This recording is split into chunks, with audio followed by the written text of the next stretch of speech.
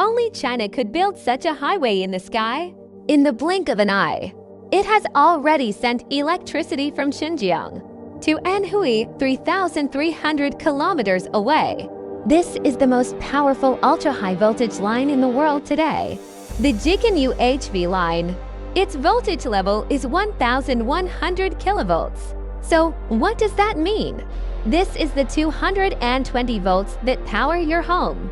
This is the 220 kilovolts common in city power grids.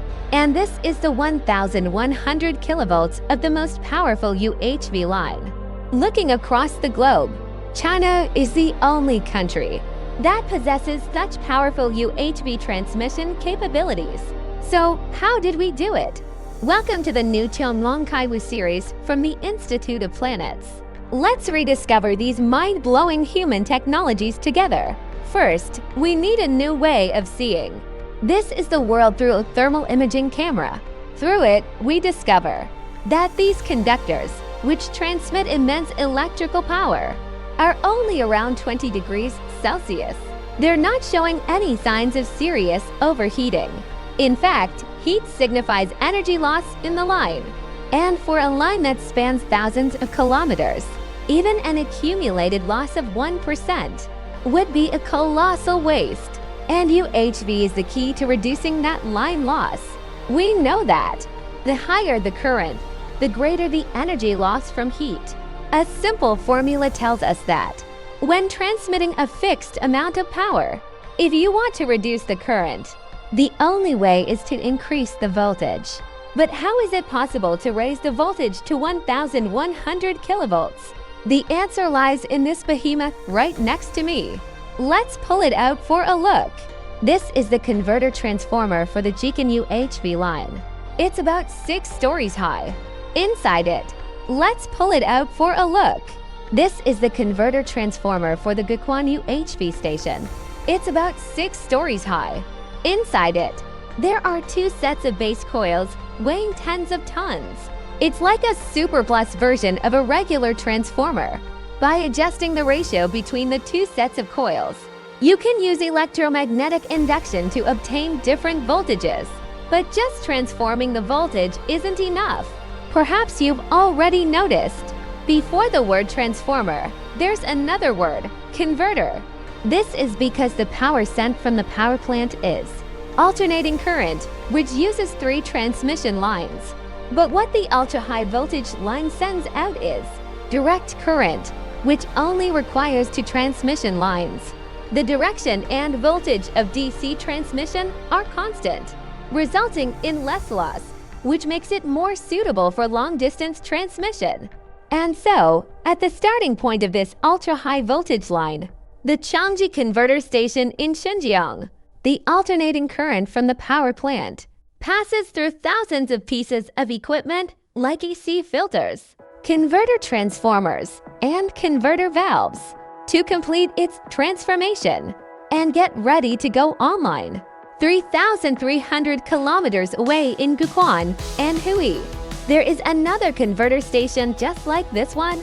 Connecting the 2 converter stations is a high-energy skyline. From a distance, you can see this DC ultra-high voltage line indeed only has 2 wires. Now let's zoom in closer and closer. Are my eyes playing tricks on me? That's not 1 conductor, but 8. So why is that? Well, when a conductor is energized, it creates a very strong electric field around it, which leads to a series of problems like energy loss and noise. Increasing the cross-sectional area of the conductor can reduce the electric field strength on the conductor's surface, which solves these problems. So how big does it need to be? For a 1,100 kilovolt ultra-high voltage line, it needs to be at least this big. But actually, it doesn't have to be that big. It needs to be at least this big. But actually, it doesn't have to be that big. After repeated calculations and experiments, people discovered that if you just take multiple conductors like this and combine them into a bundle, you can achieve the equivalent of increasing the conductor's cross-sectional area. This is what's known as a bundled conductor. Even so, A single conductor is still as thick as my arm. To support them, you need these sturdy towers. A total of 6,079 towers. Form what is truly a highway of electricity in the sky. But if the live wires are connected to the towers, wouldn't the electricity just leak out? Look closely. This string of abacus-like beads is called an insulator. It's specifically designed to block the electrical current. The one at my feet is an insulator for the GKNU HV line. It's mainly made of silicone rubber. Because the line voltage is extremely high, the insulators have to be extremely long. Their total length can reach up to about 15 meters. And don't underestimate this string of insulators. A little over 10 years ago, domestic manufacturers could only produce insulators for lines under 330 kilovolts. But for the specialized insulators needed for UHV lines, foreign companies quoted prices as high as 10 million yuan. It wasn't until we developed our own insulators that we were finally able to bring the price down. But keeping this power line skyline running at full capacity requires a group of guardians. At this very moment, this ultra-powerful UHV transmission line is undergoing routine maintenance. But the ones carrying it out are a special kind of inspection unit. Their eyes see everything, and their ears hear everything. You could say they're all-powerful. Well, not truly all-powerful. For the tasks that machines can't handle, you need to call in the high-wire acrobats.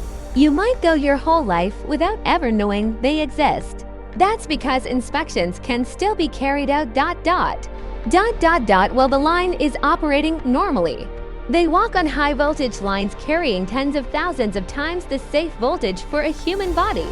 Yet they remain completely unharmed. How is that possible? The secret is in this suit I'm wearing. It's woven from a uniform mesh of copper wire fibers, and it's called a shielding suit. It's woven from a uniform mesh of copper wire fibers, and it's called a shielding suit because it contains metal with good electrical conductivity.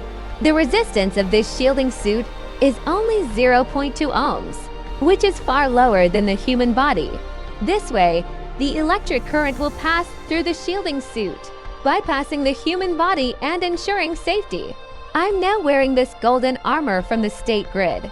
Although I feel completely safe, it is made of metal, after all. It's stuffy to wear and not very easy to move around in. It's hard to imagine how the line inspectors, on cables 100 meters in the air, manage to move with such ease. I don't think they're born fearless, yet they still choose to walk bravely between heaven and earth, guarding this most powerful UHV line, and also guarding every single light at the other end of the line.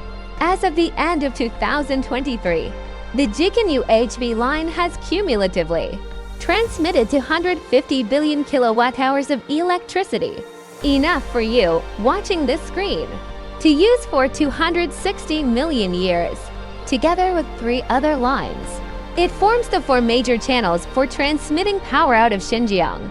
When the 5th major channel, the Hami-Chongqing plus or minus 800 kilovolt UHV line, is completed, half of the electricity transmitted out of Xinjiang will come from clean energy. Looking at the entire country, a total of 39 UHVAC and DC transmission lines crisscross the land, forming a supergrid that is one of a kind in the entire world. But behind this supergrid is actually a massive and necessary transfer of resources. When we open a map of China again under the night sky, you will see that the eastern part is home to China's densest population, while the west is mostly dark, uninhabited wilderness. However, it is this dimmer half of the country that holds China's most abundant energy resources on land. And so, coal from the north began to be shipped south, and natural gas from the west began to be piped east. UHV transmission, however, can package clean energy that is inherently difficult to transport, like wind, solar, and hydropower and send it in all directions. And it's precisely because of this supergrid, with its ultra-high voltage backbone, that we have been able to achieve this massive nationwide transfer of energy. Perhaps one day, we will build a grid spanning 4,000 kilometers, 5,000 kilometers, or even a 6,000-kilometer grid connecting nations and continents. When this global energy internet becomes a reality, the roaring winds of the Arctic will power the world's factories. The blazing sun over the equator will illuminate cities and villages across the entire planet. The whole Earth will become a planetary power plant, pulsating with clean energy.